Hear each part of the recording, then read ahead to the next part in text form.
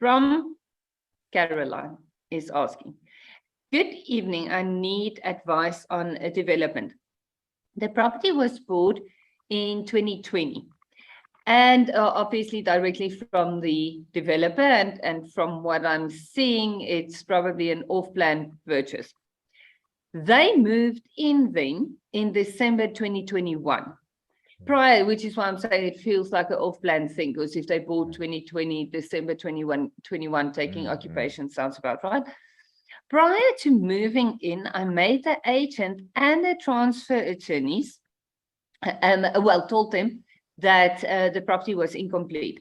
I was promised that it will be completed in the next 3 months. Till today, nothing has been done. Worst case scenario is we now don't have electricity. We are using a generator that goes off and on at different times. The municipality of city of Tshwane came 3 months ago to switch off the builders' powers. We were promised again by the developers that the matter will be resolved. Still waiting for water meters.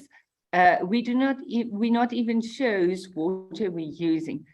Please advise, we are tired of everything. The developers, the agents, the transferring attorneys are no longer responding to emails. Wow. Okay. So yeah, I'm gonna keep my face straight. Are you gonna try? I might swear somewhere along this answer. Even me, and I'm not even answering. I'm just grateful you got this question. So yeah.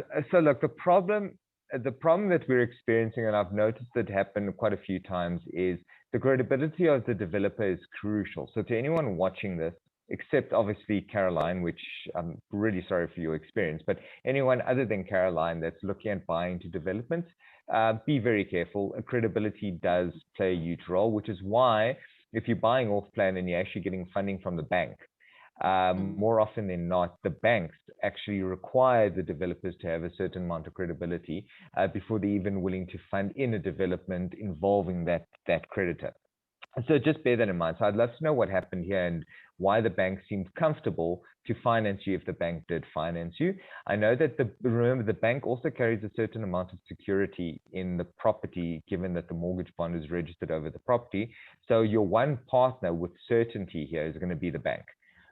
If you did get funding through the bank, because the bank does not want a derelict body corporate, knowing that if you stop paying your bond right now, yes, you'd be liable, but the security that have over you is irrelevant.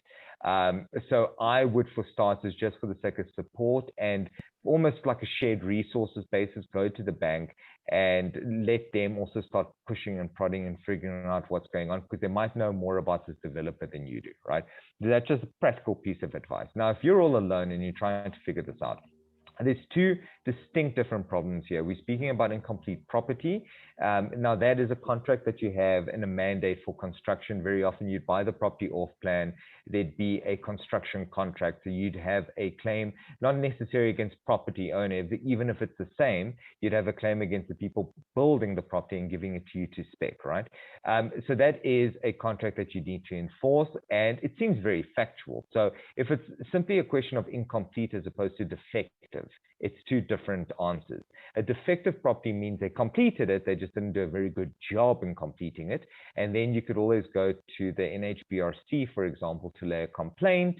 As to the defects, you can get a quote from an outside third party, how much it's going to cost to repair, and you're going to go for it. Remember, NHBRC does have very tight time frames when it comes to your ability to actually go lay complaints.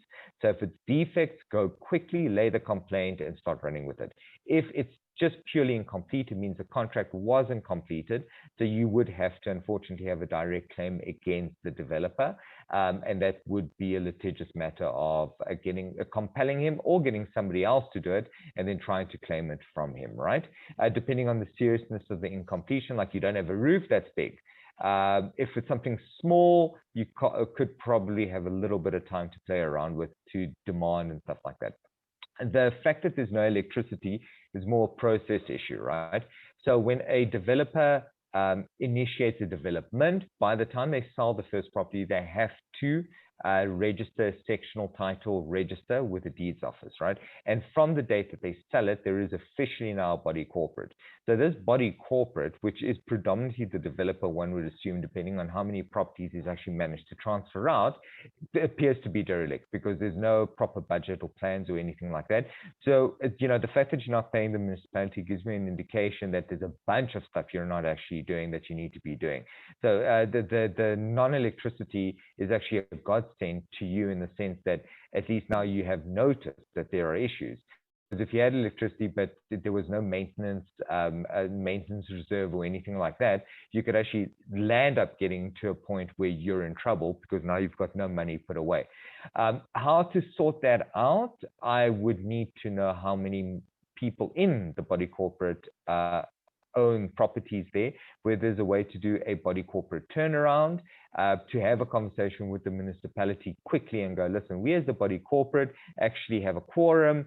We've managed to set up a new trustee board, and we're going to try and make plans. We're going to raise special levies. We're going to sue the developer, so on and so forth, just to try and nip this thing before it goes too far. Just demanding from the developer and hoping that his promises come to fruition is going to get you in deeper water. Because think about a real worst case scenario. You're speaking about having a generator that's not working. Real worst case scenario is you land up with a 3 million rand account to the municipality. No one's willing to pay it. Your special levies are way too high. No one's willing to put money towards it. You've got a bond. You don't want a foreclosure because there's going to be a judgment against your name, but there's no money to actually turn this thing around. So you want to nip it quickly so that you guys can actually try to get this thing resolved while the debt is low, while you can still charge a special levy, while other owners are still vested. Okay, it's scary. I must say that way. I saw the question and I thought, wait, yeah, it sounds like, I mean, nothing. This snagging is clearly not done right. It sounds like a groot gemors. That's my other favorite Dutch law term, groot gemors. I've never heard of that one. I need to go back in the books and check. Just trust me. That's why you have Afrikaans friends. We can. Do you know how many times on stage this last weekend I said, "Hier gaat voorkoop." I even started twanging some of the words. I got very comfortable saying it. I'm not going to lie. I'm impressed. Hier gaat voorkoop, mandement van spolie, all those things.